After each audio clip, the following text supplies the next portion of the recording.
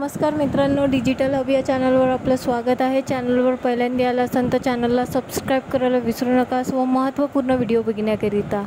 तर बघणार आहोत की आधार कार्डला पॅन कार्ड लिंक आहे की नाही ते कसं चेक करायचं घरी बसल्या फक्त 2 मिनिटात।